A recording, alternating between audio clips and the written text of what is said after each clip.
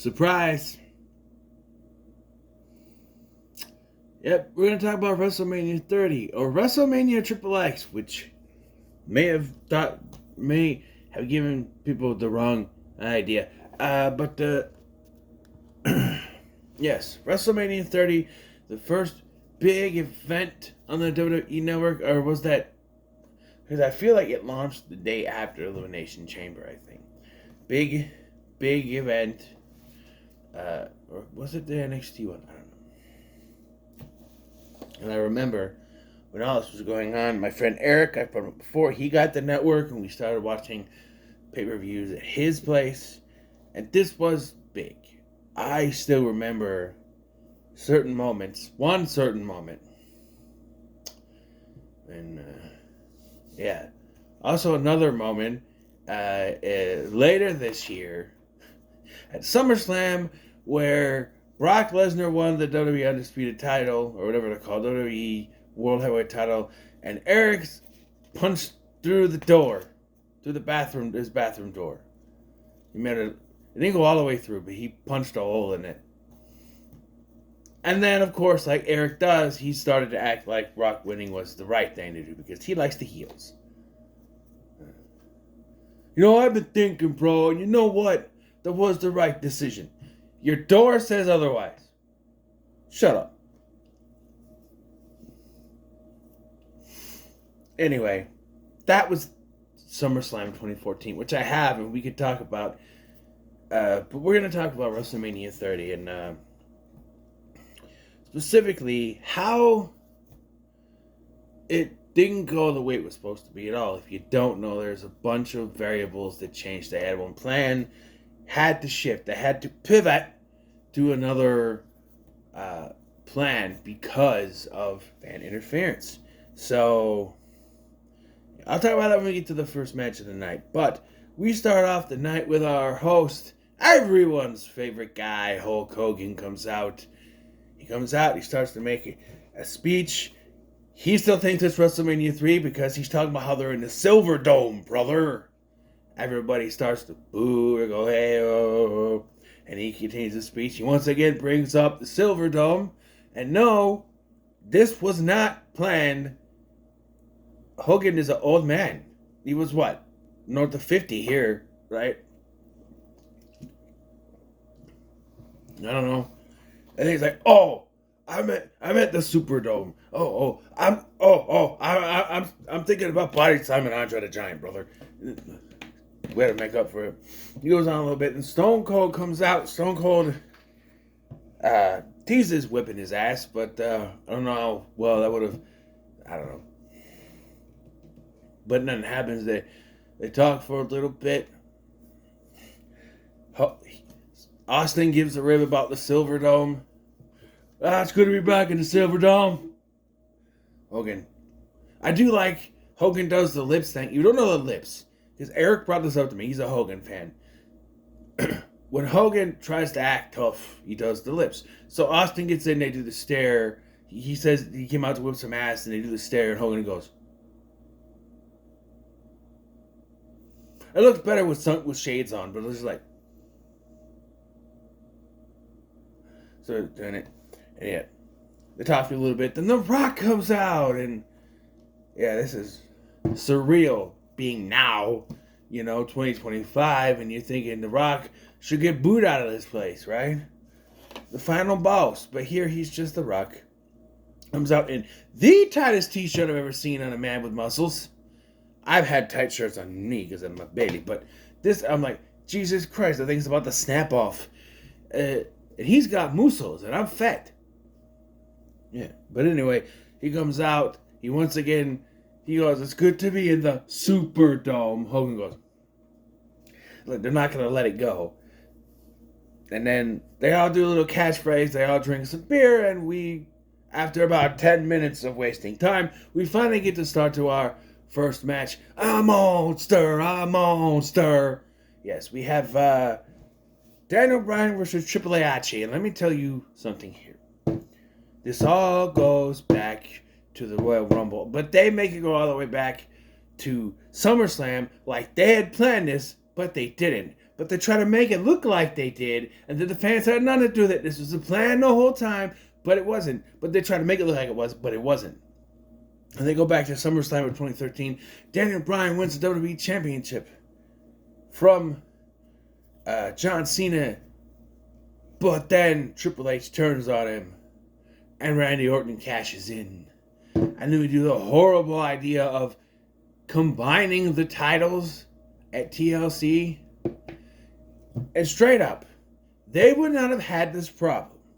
Straight up, not tell me, do you really want to love me forever?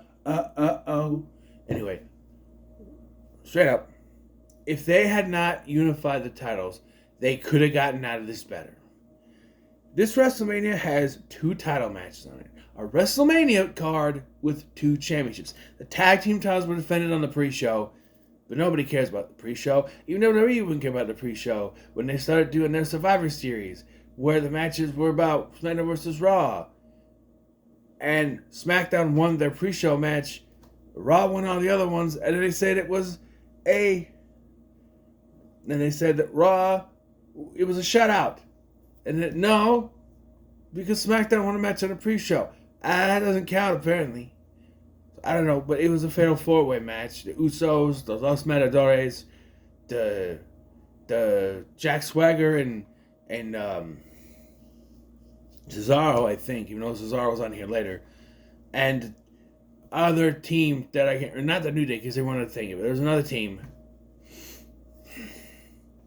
Usos? I said the Usos.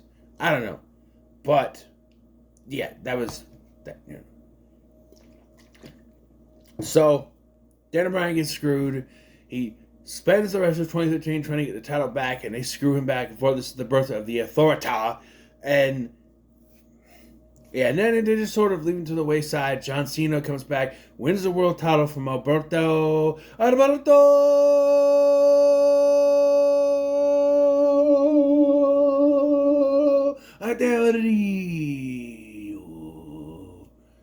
Yes, and then they're like, okay, we're going to unify them.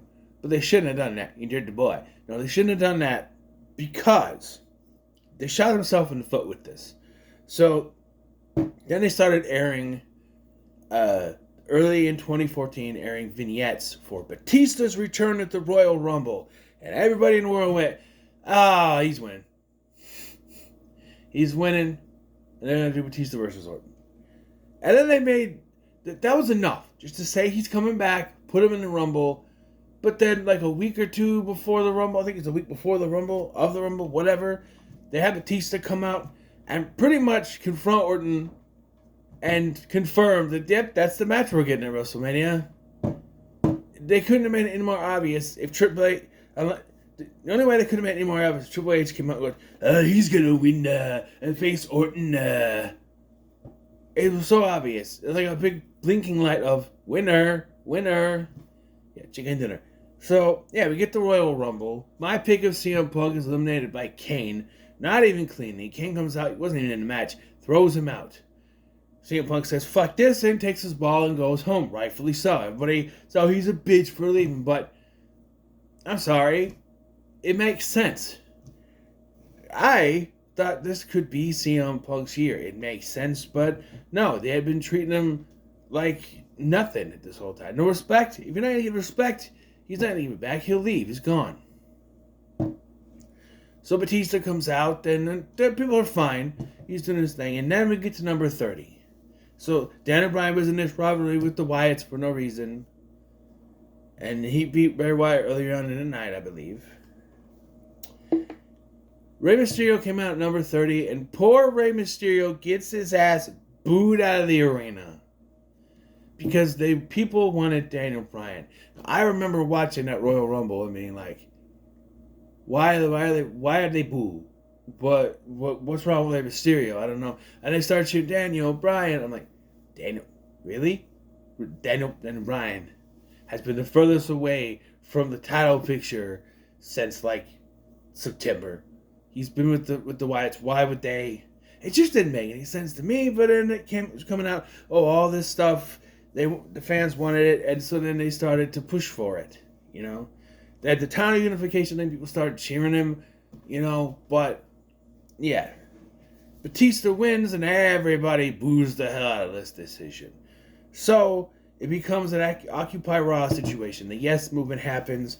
Daniel Bryan wants to get a title shot. Triple H says, fine, you can get a title shot, but you have to go through me. Now, I understand this. Triple H versus Daniel Bryan. If Daniel Bryan wins, he gets put in a title match. And if Triple H wins, he gets put in a title match. Yeah, for some reason, instead of just saying that if Triple H wins, Daniel Bryan doesn't get in a title match, they put the stipulation that Triple H would be added to the title match if Daniel Bryan didn't win. And I think they did this to see what the reaction would be to having 3 former members of Evolution face off. Now, Randy Orton versus Batista would have been a good idea back in 2006 when they thought of it, when they were going to do it, but Batista got injured. This, I don't know how well it would have went. What's the outcome? The only thing I think of, Batista's not going to stay for long, so Orton was just going to retain. You don't want to see Orton retain. And if Batista wins it, it's going to be transitional. He'll probably lose it back to Orton eventually. So, no, it really wouldn't have worked out. So, we get Triple H and Daniel Bryan, and we get this whole package of Daniel Bryan's career. It made me realize I hate the way they booked Daniel Bryan in WWE as this underdog, nobody guy who came from nothing in NXT's and built himself up to be the ultimate underdog, that's Rey Mysterio, and get to this point in his career. Need I remind you that Bryan Danielson was the single biggest indie star in the history of professional wrestling. And when he came to WWE, they looked at all of the stuff that he did, Ring of Honor and New Japan and all that shit, and said, nah, you're nobody. Your name's not Bryan Danielson. You're Daniel Bryan, and you're a punk, and nobody's gonna like you, and you're gonna be treated like shit because we want to build you up as underdog. And that's kind of how I feel about the booking in this match for him in this whole situation, is that they couldn't just let him win and move on. They had to make it look like he had every odd against him, which he did. But here you got Stephanie, who's yelling constantly at Triple H, yeah, woo! Okay, Triple H, beating him up. Daniel Bryan wins this match, no surprise, no shock, after a running knee. But then instead of just letting him celebrate and get ready for the next match, Triple H attacks him and hits his wounded shoulder with a steel chair. So, oh no, could he be able to continue? You don't need to do that. And I don't think they do this much anymore, but Vince had this thing where it's like, oh, we gotta make this competitor look as much of an underdog as he can, so when he wins, it looks like he's a big underdog. And it's like, no, he's already been through so much, right? He shouldn't even had to have faced Triple H. He should have had a qualifying match on Raw or something. But whatever. And originally, Triple H versus CM Punk was the idea, and Daniel Bryan versus Sheamus again, because that worked out the first time, 20 seconds, whatever it was, 18 seconds. But yeah, so we're into that. And Daniel Bryan will move on, hopefully. We get Kane and the New Age Outlaws versus The Shield. That lasts for about a cup of coffee. And when I say for about a cup of coffee, it's about how long it takes for you to go get a cup of coffee. Yeah. Not drink it, because that shit's hot. But go get it. Like, not that you have to stand there and make it. It's already made, and you pour it in a cup, and you start taking a drink, and it's over. Pretty much what it was. It's weird, though, because the New Age Outlaws come out and do their thing. Oh, you didn't know? You better call somebody, because we can't say ass in 2014. Yeah. And, then the Shield comes out. Kane's not here yet. And then Kane comes out. Who coordinated this? Who's getting bitch slapped? Take me to the son of a bitch. Take me to the son of a bitch. Yeah. Like I said, it lasts about a hiccup. It's less than 3 minutes long. They do a few moves, hit a shield bomb on both the New Age Outlaws, and 1, 2, 3, Bob's your uncle. It's over. That's it. Why was this on the card? This could have been the pre-show match. Why was this on the card? I don't understand. We have what came to be known as the Arm Bar, which is the Andre the Giant Memorial Battle Royal. I don't know why they called it an Arm Bar, but there it is. Yes, and Cesaro wins this. They were heavily pushing that Big Show was going to win, and I felt like to make the right decision for him not to win because that's too obvious. Like with Batista, so maybe they learned their lesson a little bit. Cesaro won, but as we came to learn for these Battle Royals, unlike the Royal Rumble, they don't mean jack shit. So it doesn't do anything. He stands there with the trophy and that's it. He doesn't do anything. No. Well, that's the quick matches. Now we gotta have the ones that last 20 minutes like the last one. And again, you can feel it, except for one match that's not that long. But anyway.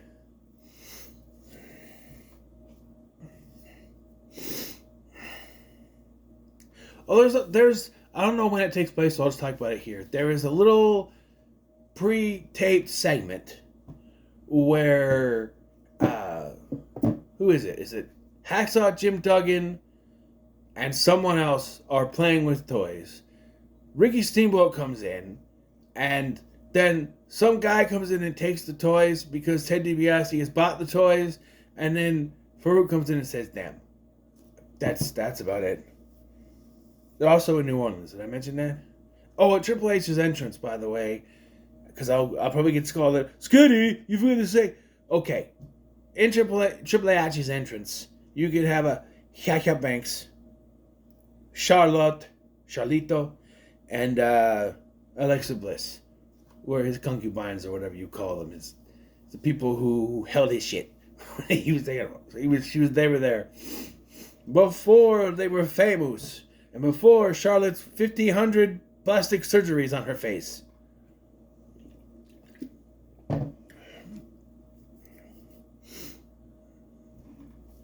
So anyway, John Cena versus Bray Wyatt.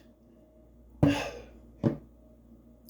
there's ever a case of that guy should have won, it's this match. I know John Cena was Big Match John, and I know he's the one to push at WrestleMania.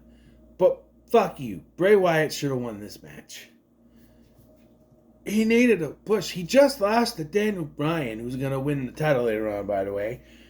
So he needed this win. It was all about forcing John Cena to do things. They do the spot where he's going to hit me with a chair. He gets on his knees, and Cena doesn't. And then Cena wins.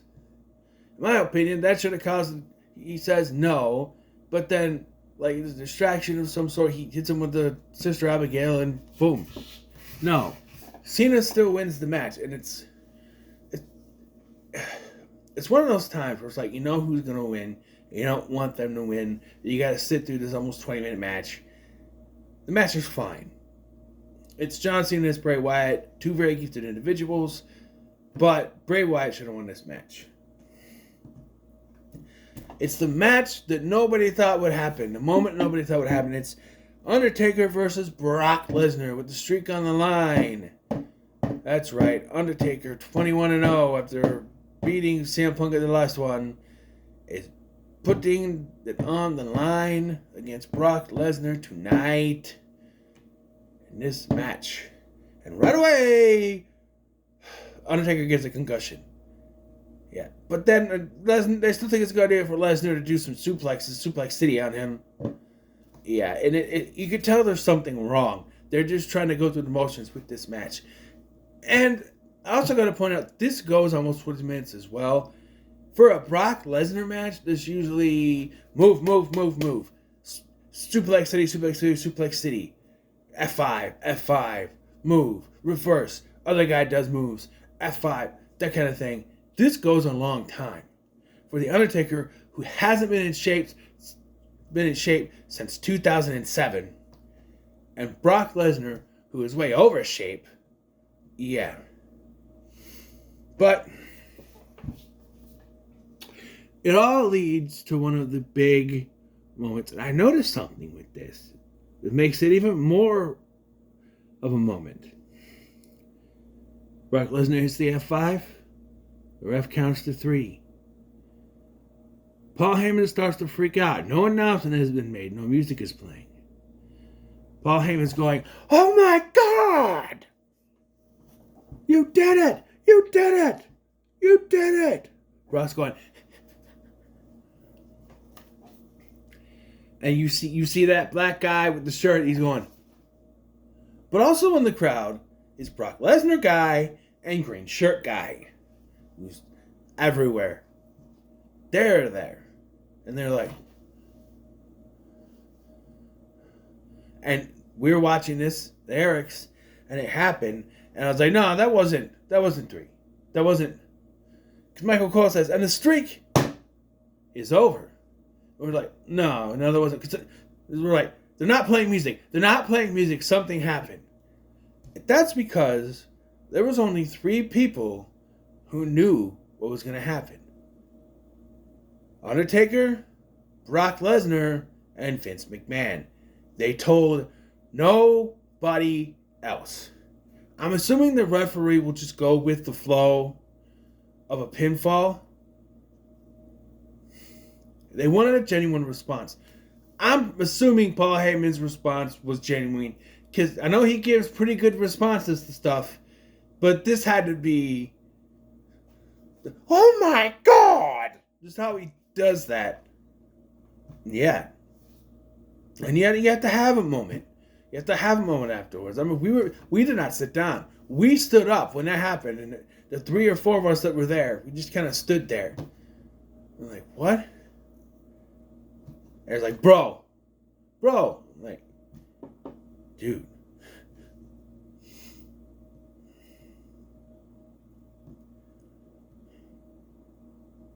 So to cool down, we have a Divas Invitational, not a battle royal, because there's pinfalls and submissions. I guess because AJ retains the title by submission. So, I don't know. We have Vicky Guerrero, and I automatically go pause. Or mute. Because I'm sorry. Nails on a chalkboard sound better. No. So, I believe the story is that Vicky Guerrero got sick of AJ always being champ, so she put AJ in this big match with all the divas. By the way, they're both supposed to be heel. AJ retains, and it's the very next night that Paige makes her debut on the main roster and wins the championship. I think that should have happened at WrestleMania. Think about it. You have Undertaker, Brock Lesnar needs to be Undertaker. By the way, it shouldn't have been Brock. It shouldn't have been Brock. I know it was Undertaker's choice, but it shouldn't have been Brock. The streak should have always been broken by John Cena. It makes the most sense. Cena should have always been the one to break the streak. But no. Instead, they have some thrown together cockamamie match at WrestleMania 34 in the same in the same city, by the way. But anyway, if Vicky Guerrero said, "Oh, I have a super secret surprise opponent for you at WrestleMania," and ended up being Paige, and then Paige wins the title at WrestleMania, it'd be another big moment. You just got shocked by the Undertaker and Brock Lesnar. Now we have this Divas Championship match. Back then, they did not regard the Divas matches with any sort of kind of big moment. So you think, oh, this is going to be stupid. She'll bring out Tamina and she'll have to face each other, whatever. Because his bodyguard just aids Tamina or something. But Paige showing up, shocking the world, winning the title. That could have been a big WrestleMania moment, but they saved it for the next night. So, yeah. Before we get to the WWE World title match, we got a moment in the back where Mean Gene Okerlund is interviewing Hulk Hogan. Because he's the host of WrestleMania, but hasn't done jack shit since the first opening segment. And that's all hosts. They say, we're the hosts, and then they don't do anything. But anyway, there he is confronted by Paul Orndorff and his giant mustache, and Roddy Piper. And, yeah, they're talking about WrestleMania 1 30 years ago. hasn't been 30 years because that was 1985 and this was 2014. But you gotta include the years with the zeros in it. I still don't understand how every anniversary of WrestleMania ends on a year with a 4. It's confusing to me because 1985 was the first WrestleMania, not 1984. We were even struggling with that. Like, what happened? It's like, oh, you have to count the ones with years with the zeros. Okay. Sure. It's confusing. Mr. T shows up, I pity fool. And I love my mama. We'll get into that. He doesn't say that there, but I pity fool. And they have to shake on it and make up. And Pat Patterson is also there. And I don't know why he's there, but he's in an old school referee uniform. And he said, you just got to make up or something like that. I don't know. We get to the main event for the WWE World Heavyweight title. Randy Orton versus Batista versus Daniel Bryan. I already told you everything you need to know about this match. This is fine. It's fine. I don't know how much worse they could have done. I don't know how much better they could have done either. It was what they had to do and probably had to. I don't know when they coordinate how the match is going to work, but I don't know. It works. Right away, Daniel Bryan is thrown to the side while the other two are fighting. Standard triple threat kind of situation. At one point, Triple H and Stephanie come out to try to screw Daniel Bryan. It doesn't work. Daniel Bryan, several times, someone tries to pin, the other person breaks it up. Hey, we're playing a video game now, because that's what happens in the friggin' video game. You can't do nothing. You gotta throw him out of the ring and hope you can get the pin fast enough. The referee doesn't take forever to get from point A to point B. At one point, Daniel Bryan has the yes lock on Randy Orton, but Batista breaks it up. Batista comes in. By the way, there is a move where they're on the announce table and people call it a Batista Bomb RKO combo. It's not. It's a Batista Bomb neckbreaker combo because Daniel Bryan is not facing down, he's facing up. And RKO is when he's facing down. Up is the neckbreaker. But, yeah. Batista gets in the ring, Daniel Bryan hits him with the running knee, puts him in the crossfit, in the, you know what I mean, the yes lock. Batista taps, Daniel Bryan has done it. He is a WWE World Heavyweight Champion. We celebrate with so much confetti. I mean, come on. You can't even see the screen, there's so much confetti. It's like snow, it's snowing. And we celebrate. I'm gonna celebrate, yeah. I'm gonna celebrate. Whatever Kid Rock is singing in the thing, yeah. I just want to celebrate, yeah. Mm-hmm. And we end WrestleMania on a high note. But there's one more thing I want to talk about, and I wanted to wait to the end because I wanted to be frank here about this. It's the Hall of Fame. They do it in the middle of the show like they usually do. Ironically, the other 4 that they didn't have a Hall of Fame segment. This is the first one to have one, and it is one that kind of hits deep with it because it's one of those moments where it just sort of, you remember what happened and you're like, oh, right. So in the Hall of Fame in this year, we have Paul Bearer, Mr. T, who came out and talked about how much he loves his mama.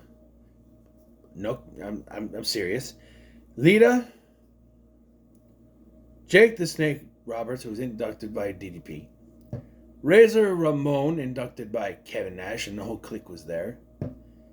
Carlos Colon, inducted by his sons, including Carlito. And they introduced him as Carlitos Colon. And the Ultimate Warrior.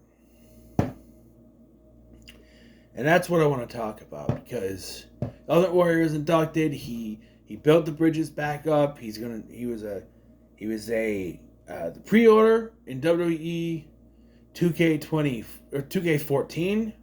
You know, he was in that. You know, so he's back. It's going to be big. And then the next night, Tuesday morning, they report that the Ultimate Warrior has died. And it starts to hit you. But no more so does it hit you than the speech that he makes the night before. He comes out on Raw the night before, and he makes a speech. I don't remember the whole speech. What I do remember is that he says something about the Warrior will not always be around. The Warrior will always exist in your hearts. Something like that. Like something like, even though the Warrior may not always be here, that sort of thing. He makes this big speech basically, saying that the Warrior's not going to be around all the time. He's not going to be, And then they say he passed away the next morning. And it really makes you think. And, after hearing everything, Eric and I were talking about this at the time. Did he know? Did he know his time was up? Did he have a feel? Sometimes you could feel there's something wrong with your body. So did he have a feel? Did he go to Triple H or whoever was in charge of the show and say, hey, I'd like to come out and make a speech? I like to think that speech was not written for him, not scripted. He came out and just said whatever. It really feels like it. He was wearing like a mask, a fake warrior mask. No face paint, just a warrior mask over his face. But I don't know. It feels like he knew. And he had to do one last speech to the people before he went. And I haven't listened to Always Believe. I think was the speech he gave, because they would end up releasing a DVD set later that year, the next year or something, called Always Believe, The Ultimate Warrior Story, whatever. I think that was a part of it. It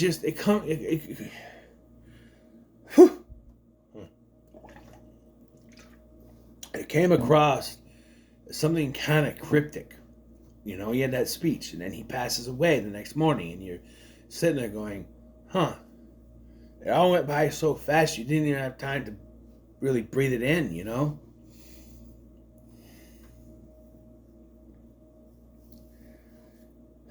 I'm sorry to kind of put this on a downer note, but I just wanted to talk about that for a minute. I also want to point out, going back to the show itself, that after the Undertaker-Lesnar match, Vince McMahon rode Undertaker all the way back to the hospital. So Vince may be a maniacal son of a bitch, but he still cares somewhat. I'm not trying to set up for him. The guy's no, but all things he did. No, but I'm just saying, there's a conscience in there somewhere. Maybe he was trying to make sure his moneymaker didn't die or something. I don't know. Anyway, that concludes WrestleMania week for the Wrestling Corners. I still have to record my WrestleMania cards. It's going to be 2 nights this year. I'm splitting it up. It's easier for me to do. I don't know how I'm going to do it yet. I have to check out Universe Mode and see how the 2-night cards work. But, yeah. So what are your thoughts on WrestleMania 30? Let me know in the comments below. Make sure to like, share, and subscribe. Thank you for watching. I'm this guy, and I'll see you in the next one.